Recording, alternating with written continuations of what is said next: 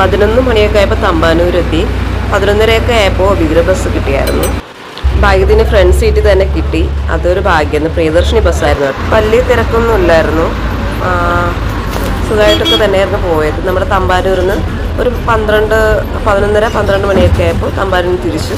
കുറേ ദിവസത്തെ ആഗ്രഹമായിരുന്നു എനിക്ക് പൊന്മുടി പോകണമെന്ന്. ആദ്യം നേടാമായിരുന്നു. ഇപ്പോൾ പൊന്മുടി പോകാനുള്ള ഭാഗ്യം കിട്ടി. അങ്ങനെ അതിൻ്റെ സന്തോഷത്തിലാണ് ഇങ്ങനെ ബസ്സിലിരിക്കുകയാണ്. അപ്പോൾ നിങ്ങളെല്ലാവരും എന്നോടൊപ്പം കൂടില്ലേ, നമുക്ക് എൻജോയ് ചെയ്ത് പോവാം. 1 മണിയൊക്കെ ആയപ്പോൾ നെടുമങ്ങാട് ബസ് സ്റ്റാൻഡിലെത്തി. നമുക്ക് പൊന്മുടി പോകാൻ സ്ട്രെയിറ്റ് ആയിട്ടുള്ള ബസ് കിട്ടിയില്ലല്ലോ, വിതുര ബസ്സിലാണ് പോകേണ്ടത്.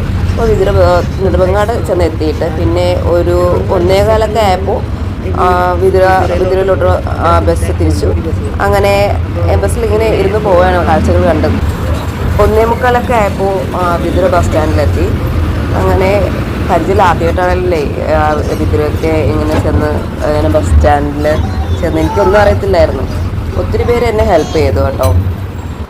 ഒത്തിരി നല്ല ആൾക്കാരെ പരിചയപ്പെട്ടു കേട്ടോ. എല്ലാവർക്കും ഹായ് കേട്ടോ, ഇത് കാണുന്നുണ്ടെങ്കിൽ. 2:30 ആയപ്പോൾ പൊന്മുടി ബസ് വന്നു. അപ്പോൾ ഞാൻ പൊന്മുടിയിലോട്ട് പോകാനുള്ള ബസ്സിൽ കയറിയിരിക്കുക.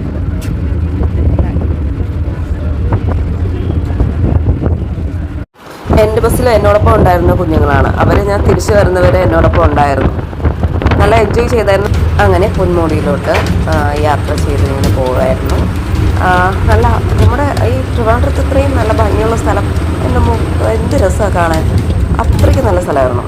പൊന്മുടിയിലേക്കുള്ള വഴിയിലാണ് മനോഹരമായ കല്ലാർ നദിയും മീൻമുട്ടി വെള്ളച്ചാട്ടം. അവിടുത്തെ തെളിഞ്ഞ വെള്ളത്തിൽ ഇങ്ങനെയൊക്കെ കുളിക്കാനും ഒത്തിരി വിനോദസഞ്ചാരികൾ ഇവിടെ എത്താറുണ്ട്. തിരുവനന്തപുരത്തിൻ്റെ സ്വന്തം പൊന്മുടി. നമുക്ക് തിരുവനന്തപുരംകാർക്ക് ഇത് ഭയങ്കര അഭിമാനമാണ്.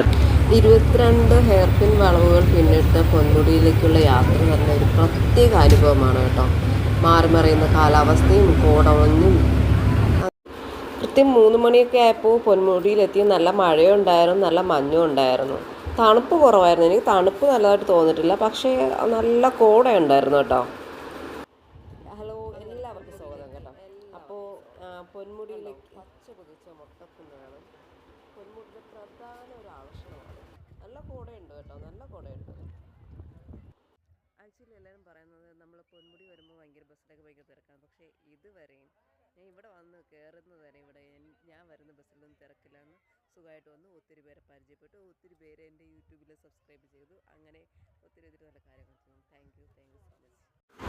ഒരു 5:15 ആയപ്പോൾ ബസ്സെത്തി.